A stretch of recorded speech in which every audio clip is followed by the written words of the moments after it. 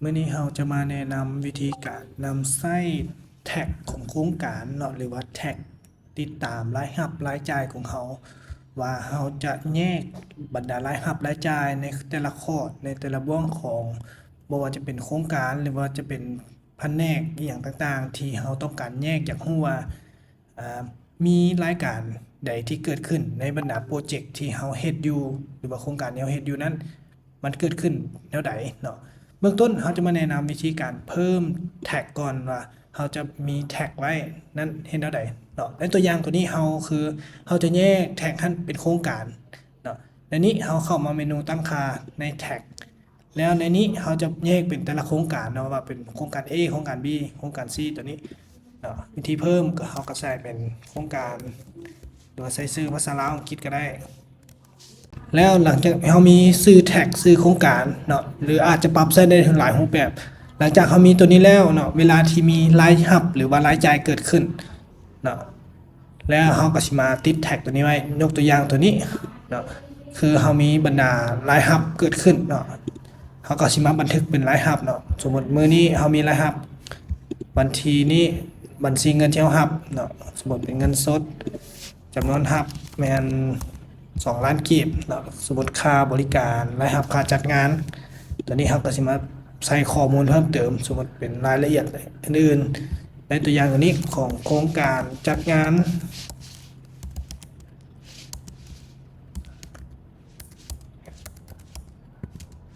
ไฟตัวอย่างอันนี้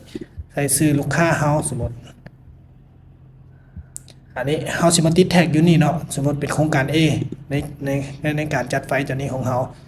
แล้วเฮาก็สิมาบันทึกเนาะในเวลาที่เขาบันทึกข้อมูลตัวนี้ระบบจะติดแท็กตัวนี้ไว้ให้เขาว่ารายรับตัวนี้แมนของโครงการโปรเจกต์ A ตัวนี้โครงการ A เวลาเขาจะมาเบิ่งสรุปรายรับเนาะเขาสามารถมาฟิลเตอร์เบิ่งอยู่ในแท็กตัวนี้ได้ว่าโครงการ A มีรายรับเกิดขึ้นมีอย่างแน่เนาะตามชื่อลูกค้าตามชื่อผู้สนองเนาะตัวนี้แล้วเขาฟิลเตอร์มันเป็นเดือนวันนี้อ่านหลังจากเขาฟิลเตอร์เบื้องรายรับแล้วเนาะมันก็จะมีรายรับเกิดขึ้นของโครงการ A ตัวนี้แล้วอาจจะมีการสมเทียบว่าในโครงการ A อาจจะมีรายจ่ายเกิดขึ้นเนาะสมมุติว่าเขามา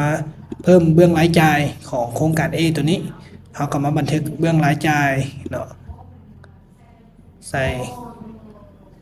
บัญชีเนาะบัญชีเงินที่เขาจ่ายใส่จำนวนที่เขาจ่ายสมมติจ่ายไป200,000 กีบค่าอุปกรณ์หรือว่าค่าเงินเดือนแรงงานอย่างก็ว่าไปค่าน้ำมันตัวอย่างอันนี้เราก็มาใส่ข้อมูลรายละเอียดรายจ่ายอย่างค่าอย่างต่างๆตัวนี้แล้วเราก็มาติดแท็กข้อมูลใส่เป็นของโครงการ A คือเป็นรายจ่ายของโครงการ A ตัวนี้หลังจากนั้นบันทึกเวลาเขาบันทึกข้อมูลตัวนี้แล้วเนาะในเบื้องของข้อรายจ่ายเขาก็จะมีรายการรายจ่ายที่เกิดขึ้นเนาะอันนี้เป็นตัวอย่างที่เคยสร้างก่อนหน้านี้ก็จะมีรายจ่ายของค่าน้ำมันตัวนี้ในโครงการ A แล้วในเบื้องของสรุปรายจ่ายก็จะเป็นตัวนี้ติดแท็กตามโครงการ A เขาก็จะมีรายจ่ายของเดือนนี้สมมติก็จะสั่งรวมมาให้ว่าของโครงการ A มีรายจ่ายเท่าใดวันนี้เวลาที่เขาอยากรู้ว่ารายจ่ายที่สั่งรวมของโครงการ A กับรายรับของเขามาสมเทียบกันจะมีผลกำไรเท่าใดเนาะก็จะเป็นมาเบิ่งในเมนูรายรับเนาะตัวนี้สรุปรายรับแล้วเรามาสมเทียบเรื่องของรายจ่ายเนาะมาติดแท็กตามโปรเจกต์โครงการของเขาเนาะโครงการที่เขาเกิดขึ้นตัวนี้เราก็ติดแท็กแล้วฟิลเตอร์เบิ่งเป็นเดือนบอกเป็นปีตามช่วงเวลาที่เราต้องการเบิ่งก็สิเห็นให้เขาเห็นว่ารายรับที่เกิดขึ้นในโครงการ A นี้มีเกิดขึ้นเท่าใดเนาะรายรับเกิดขึ้นแล้วเบื้องของรายจ่ายเด้รายจ่ายค่าอย่างแน่เนาะค่าอุปกรณ์อย่างต่างๆรวมทั้งหมดเป็นเท่าใดสั่งรวมออกมาแล้วก็สิเป็นเบื้องรายรับลบรายจ่ายของเขาก็สิเป็นส่วนต่างที่ผิดเรียงในเบื้องของการดำเนินงานของโครงการนี้นะอันนี้จะเป็นข้อมูลเบื้องต้นเราสามารถดึงรายงานออกมาให้เราเบิ่งเห็นตัวนี้ได้รายงาน